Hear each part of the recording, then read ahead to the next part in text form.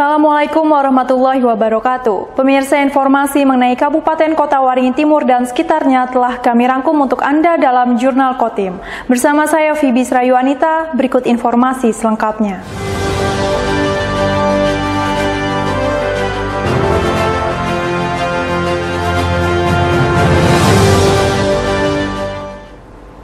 Jelang Lebaran Idul Adha, pemerintah Kabupaten Kota Waringin Timur salurkan bantuan sebanyak 120 ekor sapi kurban kepada sejumlah masjid dan langgar di 17 kecamatan di wilayah setempat. Secara simbolis, penyerahan sapi kurban dilakukan oleh Bupati Kota Waringin Timur Halikinur kepada 3 masjid dan langgar yang ada di wilayah Kecamatan Mentau Baru Ketapang, Selasa 27 Juni. Penyerahan pertama dilakukan kepada Masjid Jami Asyalam yang terletak di Jalan Iskandar, kemudian dilanjutkan ke salah satu langgar di wilayah Teluk Dalam dan terakhir di Masjid Nurul Iman Jalan Pelita.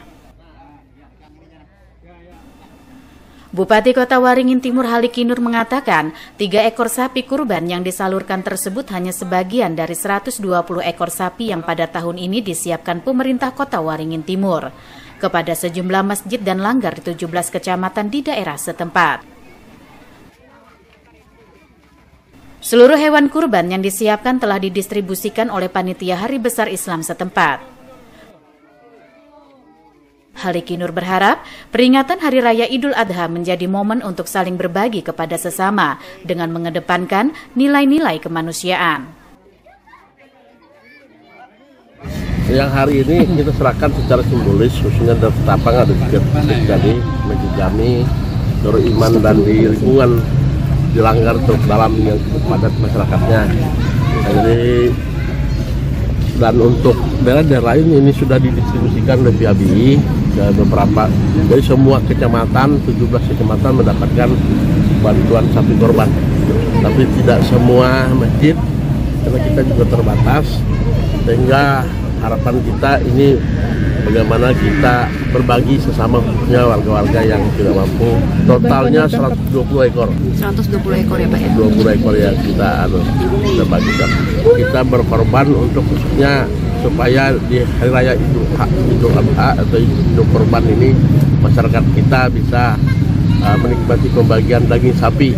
Harapan kita ini bentuk tujuan kita dan bentuk kebersamaan kita dan masyarakat. Halikinur juga menginginkan peringatan Hari Raya Idul Adha menjadi momen untuk saling menjaga kerukunan dan kebersamaan sehingga peringatan Hari Besar Islam tersebut berjalan dengan aman, tertib, dan lancar. Masud Badarudin, Hayat TV. Mengenang jasa pahlawan yang telah gugur, Kepolisian Daerah Kalimantan Tengah menggelar upacara tabur bunga di Sungai Mentaya Sampit, Kabupaten Kota Waringin Timur. Upacara dipimpin oleh Kapolda Kalimantan Tengah, Irjen Pol Nanang Afianto pada Selasa 27 Juni. Upacara tabur bunga oleh Kepolisian Daerah Kalimantan Tengah dilaksanakan di kawasan Pelabuhan Sampit, Kabupaten Kota Waringin Timur. Upacara yang dipimpin Kapolda Kalimantan Tengah Irjen Pol Nanang Afianto dihadiri sejumlah pejabat utama Polda Kalimantan Tengah serta Bupati Kota Waringin Timur Halikinur dan pejabat lainnya. Nanang Afianto menjelaskan upacara tabur bunga digelar dalam rangka memperingati Hari Bayangkara ke-77 tahun 2023 dengan tema Polri Presisi untuk Negeri Pemilu Damai Menuju Indonesia Maju. Sebelumnya telah dilaksanakan kegiatan sosial serta olahraga. Diharapkan kegiatan ini menjadi tradisi positif sebagai bagian dalam menghargai serta mengenang jasa para pahlawan yang telah gugur. Terkait program Polri Presisi, Nanang Afianto menyebut program tersebut telah berjalan dengan baik di Kalimantan Tengah. Hal itu berkat dukungan dan sinergitas seluruh pihak sehingga masyarakat bisa mendapat manfaat dari kegiatan yang ada. Kita sekarang melakukan kegiatan tabur bunga untuk mengenang arwah pahlawan yang tentunya kita harus paham bahwa menghormati pahlawan itu adalah hal yang luar biasa, karena pendahulu-pendahulu kita inilah yang mengawali sehingga kita sekarang ini sampai saat seperti ini. Dan tentunya kita perlu mengingat dan mengenang, sehingga pada saatnya nanti ini akan terus bagian dari tradisi-tradisi yang baik yang harus kita lanjutkan. Kegiatan presisi kalau kita lihat ini sudah dilaksanakan dengan bersinergi dengan semua stakeholder yang ada, dengan Forkominda. Kita lihat bagaimana presisi adalah tepat sasaran, bisa memprediksikan dan kemudian bisa melakukan hal-hal yang tepat untuk menanggulangi permasalahan. Dan kita selaku aparat penegak hukum dan pengayom pelindung pengaman masyarakat sudah mempersiapkan untuk kegiatan pengamanan semua kegiatan masyarakat yang ada di Kalteng. Dan sekali lagi saya katakan bahwa ini semua bisa berjalan karena kita bersinergi, simbiosis mutualisme yang bagus sekali dari Forkominda dan semua stakeholder yang ada di Kalimantan Tengah, dan partisipasi dari masyarakat semuanya. Ini sangat berarti sekali sehingga bisa menjaga kondusif daripada Kalimantan Tengah. Ya. Nanang Apianto menambahkan, program ini membuat kegiatan tepat sasaran dan bisa diprediksi sehingga penanganan dapat dilakukan dengan tepat.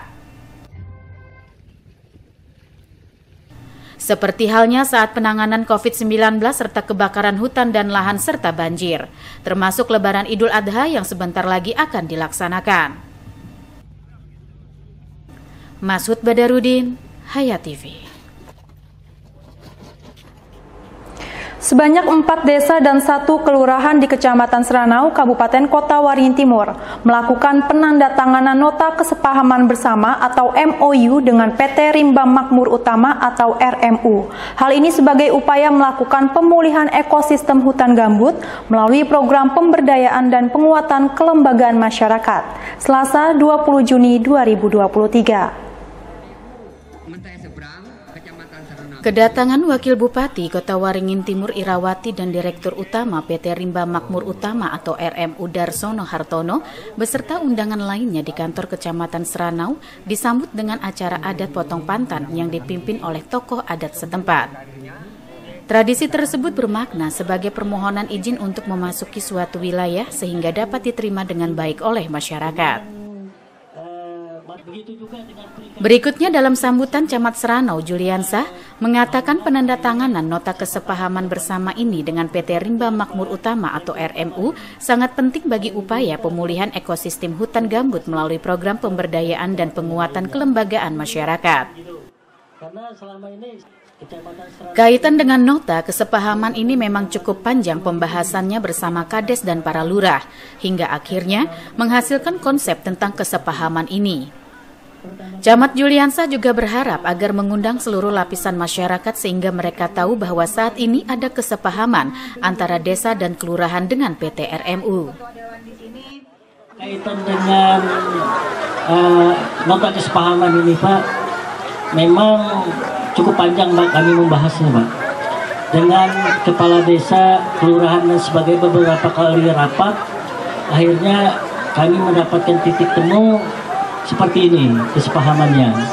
Dan alhamdulillah hasil rapat kami terakhir kemarin, acara penandatanganan ini kalau bisa mengundang seluruh lapisan masyarakat sehingga mereka tahu bahwa di kita ini ada kesepahaman antara desa, kelurahan dengan PT Rimba Makmur Utama ini.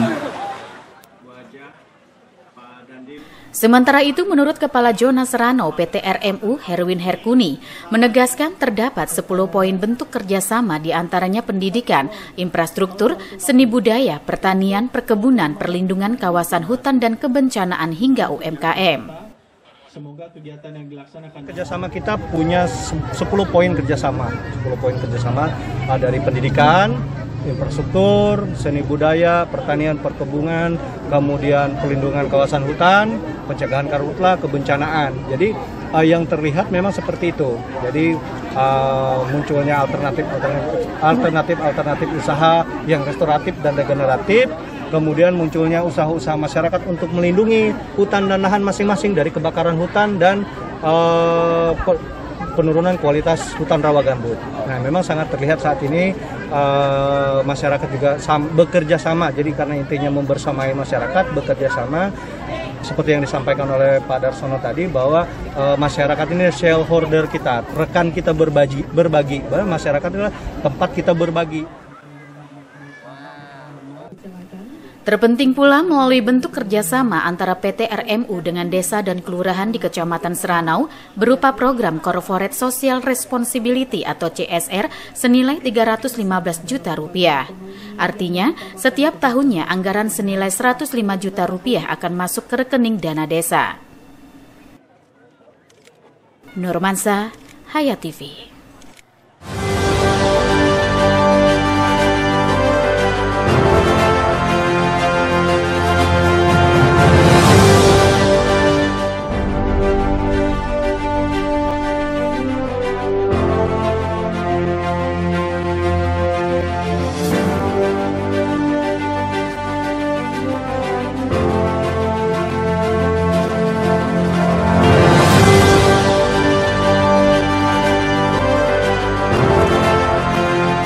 Download Hayat TV Mobile di Play Store sekarang juga.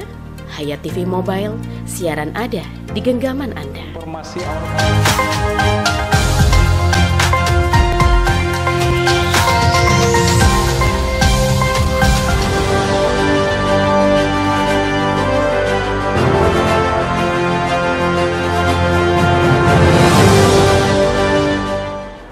Wakil Bupati Kota Waringin Timur Irawati meminta agar PT Rimba Makmur Utama atau RMU dapat bekerja sama dengan masyarakat sekitar, sehingga permasalahan lokal antar investor dan masyarakat dapat dihindari.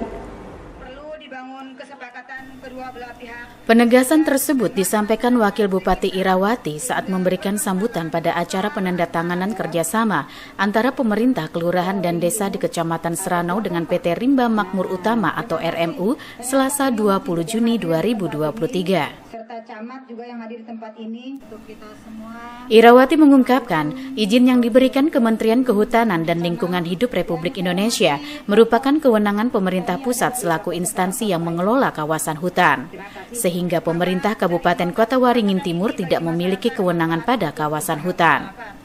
Oleh karena itu, Kepala Desa, investor dan masyarakat Terkait investasi yang dilakukan PT RMU diharapkan akan memberikan manfaat bagi masyarakat yang berada dalam kawasan izin PT RMU. Untuk itu Pemkab Kotim meminta agar perusahaan ini dapat bekerja sama dengan masyarakat sekitar sehingga permasalahan lokal antara investor dan masyarakat dapat dihindari. Manfaat dari nota kesepakatan ini bagi masyarakat adalah pemberdayaan masyarakat dalam bentuk program CSR, edukasi, dan pelatihan yang bermanfaat untuk usaha masyarakat.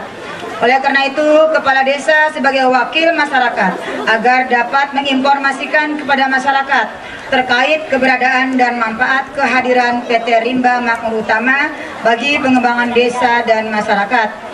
Izin yang diberikan Kementerian Kehutanan dan Lingkungan Hidup Republik Indonesia merupakan kewenangan pusat selaku instansi yang mengelola kawasan hutan, dan pemerintah kabupaten tidak memiliki kewenangan pada kawasan hutan.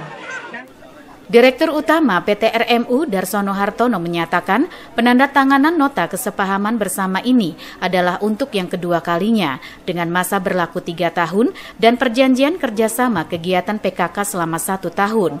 Hal ini menunjukkan komitmen semua pihak yang terlibat untuk terus bersama-sama menjaga dan merawat ekosistem hutan gambut melalui perlindungan hutan dan pengembangan masyarakat.